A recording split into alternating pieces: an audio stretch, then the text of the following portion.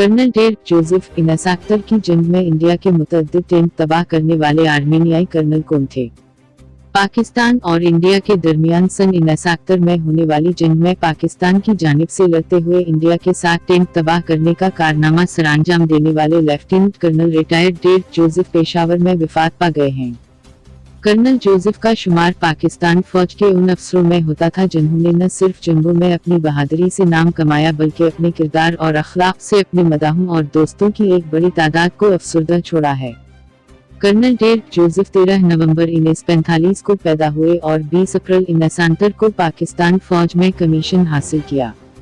Colonel Joseph के भाई और पेशावर के एडवर्ड्स कॉलेज के रिटायर्ड प्रोफेसर डीन्स जोसेफ ने बताया कि उनका खानदान आर्मेनिया से अफगानिस्तान आया और काबिल और निंगरहार में रहा और बाद अज़ां जब अंग्रेजों की फौजी अफगानिस्तान से वापस जाने लगे तो उनके खानदान ने सरहद के उस पार आज के पाकिस्तान शहर पेशावर में रहने को तरजीह दी।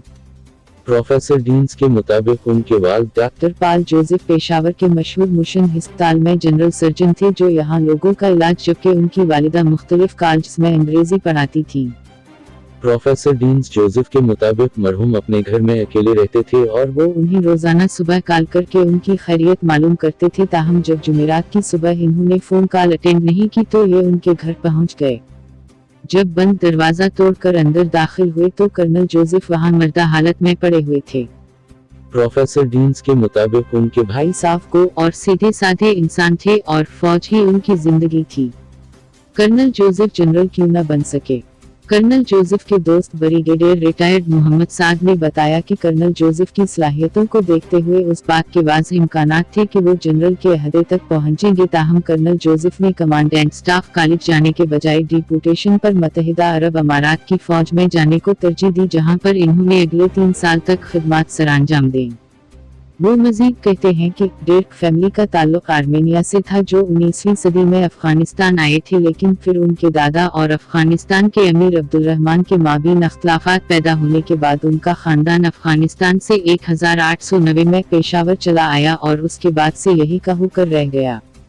ये भी पढ़िए। मेजर एबट कौन थे? एबटाबाद की बुनियाद रखने वाले डिप्टी कमिश्नर का तारीखी दफ्तर मुसमार।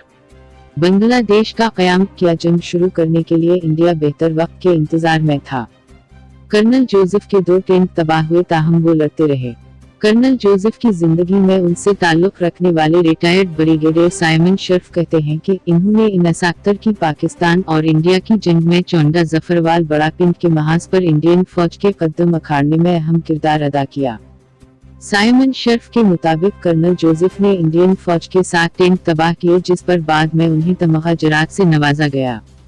वो कहते हैं कि उस जंग के दौरान कर्नल जोसेफ के एक टैंक को दुश्मन ने निशाना बनाया तो वो तबाह हो गए, जिसके बाद इन्होंने दूसरे टैंक में बैठकर जंग लड़ी तो वो भी तबाह कर दिया गया और उस हमले में वो खुद भी जख्मी हो गए थे। ताहम उसके बावजूद इन्होंने हिम्मत नहीं हारी और अपना नाम बहादुरों की फहरिस्त में लिखवा कर ही रहे। दोस्तों का खराज अकीदत।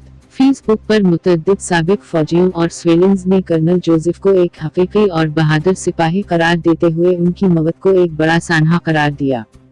बाज लोगों ने लिखा है कि पेशावर की सरजमीन पर ऐसे बहुत से अजीम लोग रहे हैं जिनकी खिदमत से मकामी लोग अब भी वाकिफ नहीं। कर्नल जोसेफ के खानदान का ताल्लुक आर्मेनिया से होने पर सोशल मीडिया पर बाज लोगों ने हैरत का भी इजहार किया कि हमें मालूम ही नहीं था कि कैसे कैसे लोग उस जमीन के बेटे बनकर उसकी खिदमत कर रहे हैं। एक सोशल मीडिया सार्फ टैग हौती ने लिखा कि वो कर्नल जोसेफ से आर्म्ड कोर्स सेंटर नवशिया में सन 1994 में मिले थे, जहां पर उन्हें तकरीब शुरू होने से पहले कुरान पाक की तलावत का मौका मिला था। टैग हौती बताते हैं कि जब तक वो तलावत करते रहे थे तो कर्नल जोसेफ उस दौरान तलावत के एहतराम में स्टेज पर खड़े रहे। Lieutenant colonel retired Derek Joseph को पेशावर के गोरा कब्रिस्तान में मुकम्मल फौजी एजाज के साथ स्पर्द खाक कर दिया।